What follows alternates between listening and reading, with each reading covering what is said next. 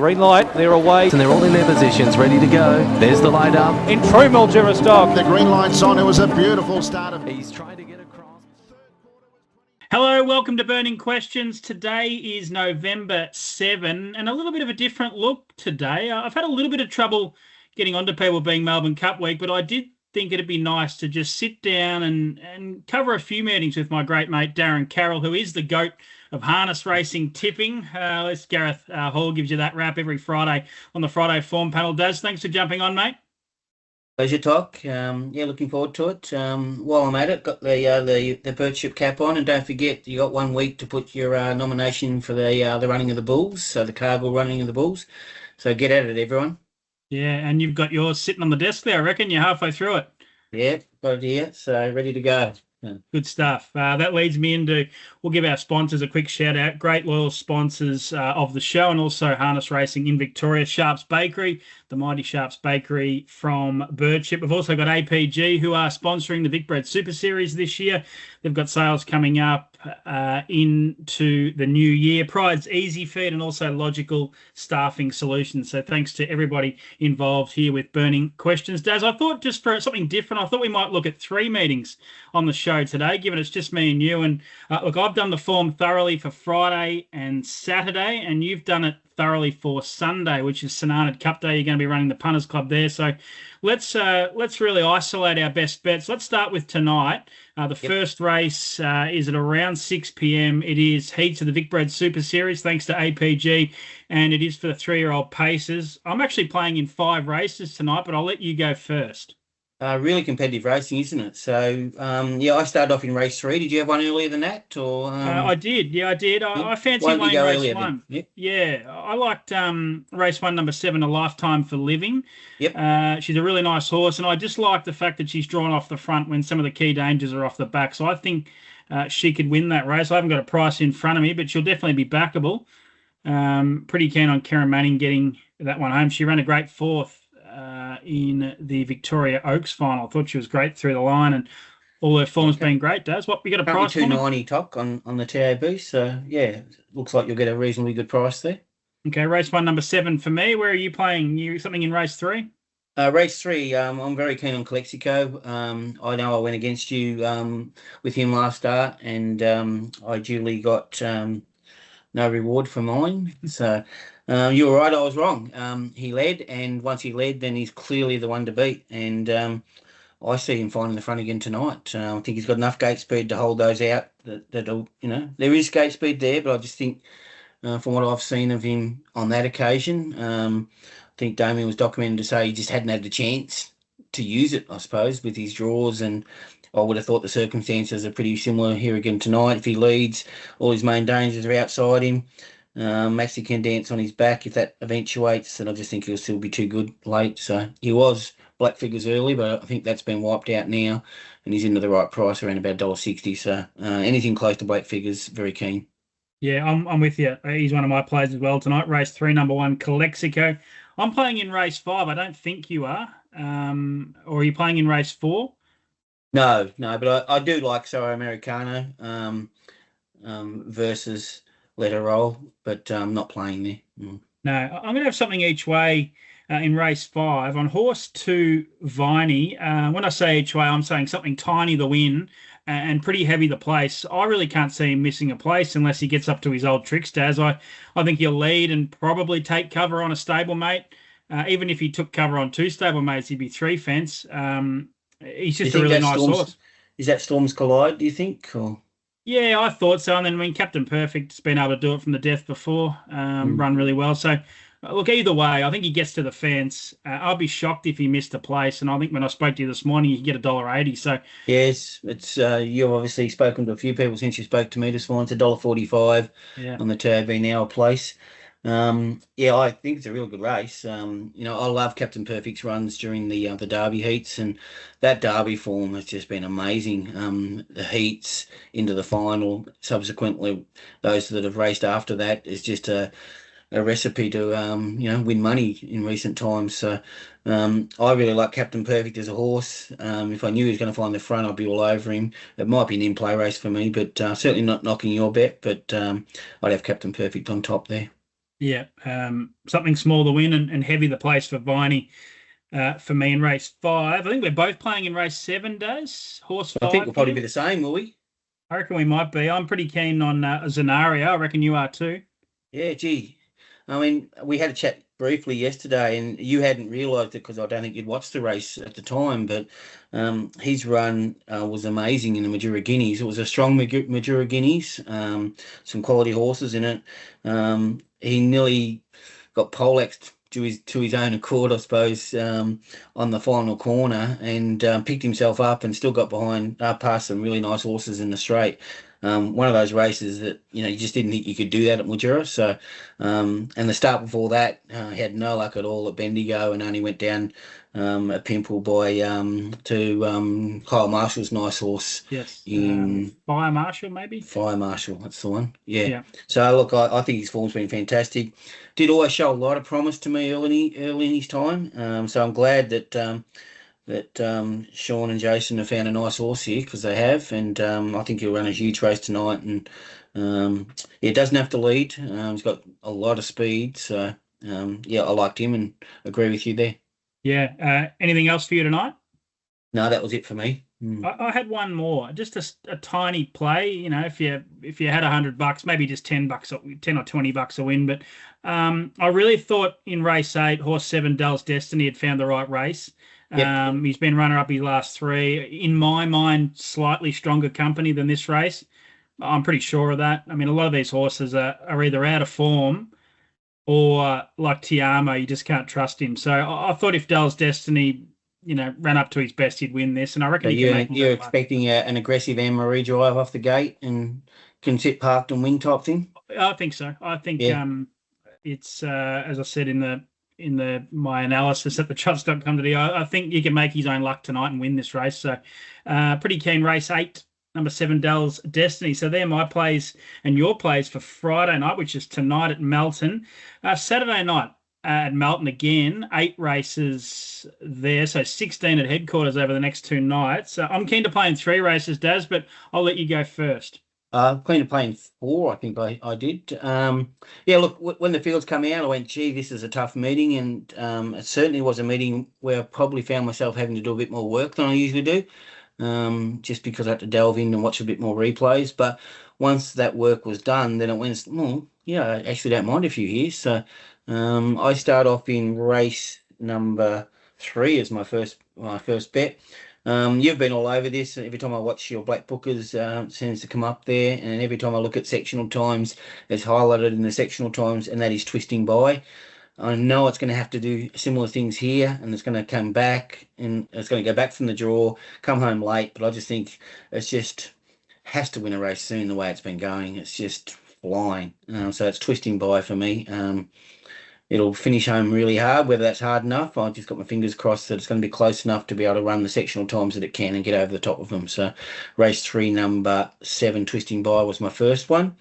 Then I went forward to race 5, GC Calder. Certainly an enigmatic horse. I think that Herbie's got a really good record on him. He can do things wrong. So I'm just hoping that Herbie can get him balanced up early. He looks the leader. If he's the leader, then he'll look the winner for a long way. You referenced it this morning. We're talking on the radio about the fact that he got beaten by the inform on Bobby a few runs back. If he produces that kind of form, he's going to take some running down. So I liked him. Then I was also keen, and I know you're a bit against me here, but race 6, number 5, Gun for Hire. Just thought it was the right class race. I am scared of Fun to Love and Ollie's the Boss, but just think it was the right class race, and we're going to get around at $5 or $6 for Gun for Hire. So I was happy to go there each way. Might be able to 2-play that race, Daz, maybe. Sorry? We could 2-play that race. Hope so. It just depends on the market. Then the best bet of the night for me came up in the last race, and that was race 8, number 3, Olivici. I'm super keen here. I referenced the fact, once I did a little bit of research on the fact that he hasn't led for 6 starts, but when I went back and had a look, the last time he led, he ran second to Just Believe, beaten 1.4 metres, and that was in the Bill Collins. And the field on that occasion was the who's who of trots at that time. Just amazing if you go back and reference it. I think it was it call me I've got it here. So have a listen to this. So he ran second. Third was Mufasa Metro. Fourth was Queen Elida. Fifth was I'm Ready Jet. Sixth was Elderbaron Zeus. Seventh, RC Phoenix. Eighth, Key and Chucky. 9, Harry Stamper. 10, Call Me the Breeze. That was just an elite field when you look at it that way. They'd all be $1.10 in this race, Yeah. just about the whole lot of them. Yeah, and the start before that, he led and got beaten ahead by Call Me the Breeze at Geelong. Then the 3 starts before that where he's led and held the lead, he's won. So his record is amazing when he leads. I think he's got the gate speed to hold out Key and Stuka, and that will be the key to the race. I just think, clearly the best bet of the night for me. Yep, and as we speak, $1.65, $1.70, I reckon. Yeah, last time we looked, might have opened $1.90 too. Yeah, I'd love it to get out to black figures. But $1.65 currently. I'm seeing it relatively similar. My 3 best bets on Saturday night. I'm just going to have a tiny each way on race 4, number 8, Netra. I think she maps to be behind the leader. Yep. And I thought her first up run at Ballarat was outstanding. They got home in good time. She was 4 back the peg. She cut the margin to 6 or 7 metres. And I reckon if she's behind the leader here on Saturday night, she'll go close, and I think she might drift a little bit. So I'll play each way on race 4, number 8, Netra. Taking you on in race 6 with horse 3, Fun to Love. Really keen on her. I think she leads this race, and if she leads, I would be surprised if they beat her going off her last run. She chased home Pet Kitty. They went really fast time there. They broke 55 for the last half. She held her ground, and there was a good margin back to third. I think her run prior, she chased home New Shuffle at Cranbourne in a good race. So I think this is her race. So I'll back race 6, number 3, Fun to Love. My confidence there. So I'll be playing as a result of that, hopefully double playing it. Well, we can't we? And I initially, glancing at the fields, I was like you, Daz. I really liked Gun for Hire. So I'll probably have a little saver on him, and I know Ryan Phelan's keen on Hugo Rocks, and you said there was another one in there. Okay. You said there was another one that you didn't mind either. Ollie's the boss, I suppose. Ollie's the boss. He'll back up from tonight. So yes. It is an open race. I think the market's sort of about right, but I reckon I can find one here. Over the 2240s. That's what makes it such a good race, I think. So I'm with Fun to Love in race 6, and I'm with you for all the reasons you outlined. Olivici, race 8, number 3. I think he's the best bet. And you've referenced all his form leading, but I just think he's come back the horse that he used to be. This preparation, he'd had a funny couple of preparations prior to that. He hasn't won for over a year, but I'm confident he leads, and I'm confident he wins. So seeing it similar in the final event on Saturday night, Daz. I haven't done the form for Sunday, but I'm looking forward to the racing there at St Arnaud. The first set to go at 12:42 p.m. There is 9 races on the card. You'll be there for the Punters Club, I believe. Yes, and we've got a few runners. Me and you've got 2 in one race, Toc. That's the first. It's a bit weird. You, I reckon. Yeah. Which one's a better chance, do you think, while we're at it? I think the draw helps Lockyer Lad. I think he'll either be leaders back or 3 back the fence, and from there he might go around at silly odds, and I think he's a chance from that position. So yeah, and we're going into the Harkness as well, drawn. Just the draw worries me. Yeah, especially with all that speed underneath us. Yeah. Look, I think it's a really good card. They'd be racked with the fields and the field sizes. So well done to St Arnaud for the way they've promoted the meeting, but also the additional benefits like fuel vouchers and trainers and drivers rewards over the course of the day. So well done to them, full credit, and they've got the fields to back it up. And just for anyone who hasn't been, we often say this, probably the best viewing track in the state, absolutely. Isn't it? Love it. Yeah. You sit up high, don't you, and look down on the track. Yep, it's one of those rare ones these days. I think from what people tell me, it's probably the closest thing to the showgrounds of yesteryear. You just right on top of them, and it's just a really good viewing track. No matter where you sit, you've got a good spot. Yeah. What do you like on Sunday? Pacing Cup. I like Carroll Gentleman. I thought he was really good in defeat in the Swan Hill Cup last week. He had to make a 3-wide move for a long way out, and they come home in slick time. So it was pretty much impossible for him to win. But gee, I thought he was really good. He gets Group 1 winning driver Michael Bellman to drive him. I'm sure Mick would like us saying that. Yeah.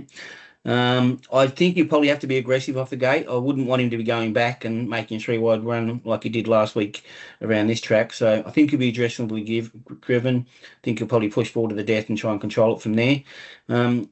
really depends on the map of the race. But you're one of the horses that you've recognised in recent times is Delagori. It sits to be leaders back initially, but I'm concerned it might get flushed 3 fence. So they were the 2 chances for me, Carroll Gentleman and Delagori. But yeah, really good race, and expect to be a very competitive race. The Trotters Cup, it's a raffle. So many chances in that. Champagne Charlie's been winning off big handicaps. So outside the front, I think that'll be good over the stand. So I've got it on top, but not the utmost confidence that I've got throughout the day. So really good meeting. Yeah, fantastic. Well, good luck there. Good luck to the St Arnaud club. They're a great club, and I don't know if I'll make it. The McNulty Pacing Cups. That'd be time-honoured, wouldn't it? Yeah, for sure. You'd love to win it. I wonder what, you might get a box of CC and dries thrown in or something if you can win it. But I heard it promoted on the radio even during Derby Day. So yes. It's going to be a great day. I don't think I'll be able to make it, but I'll certainly be tuning in. Daz, well, for the Sharps Bakery Best Bets segment, if you got one that you like right across the next 3 days, I feel like it might be Saturday night, and I feel like it might be at the back end of the card. Yeah, I think I've got to go Olivici. I'm hoping I get a bit better price, but if I get close to black figures, I'll be diving in. So I'll be very happy to push you Olivici's way. Yeah, I'm going to join you here. Let's make it both of us. We'll go with Olivici in the last race on Gareth Hall Saturday is tipping night. Stuka, so that would be more motivation for us, wouldn't it? Yeah. Come on, Puppet. Puppet's driving, isn't he, for Chris Lang and Sonia Mars. So keen on Olivici. Hey, Daz, thanks for jumping on. Been a good little show. Go well right across the next 3 days, and we'll talk very, very soon. That's been Burning Questions here on November 7. Happy punting right across the weekend. Green light, they're away. And they're all in their positions, ready to go. There's the light up. In true Mildura stock. The green light's on. It was a beautiful start of... He's trying to get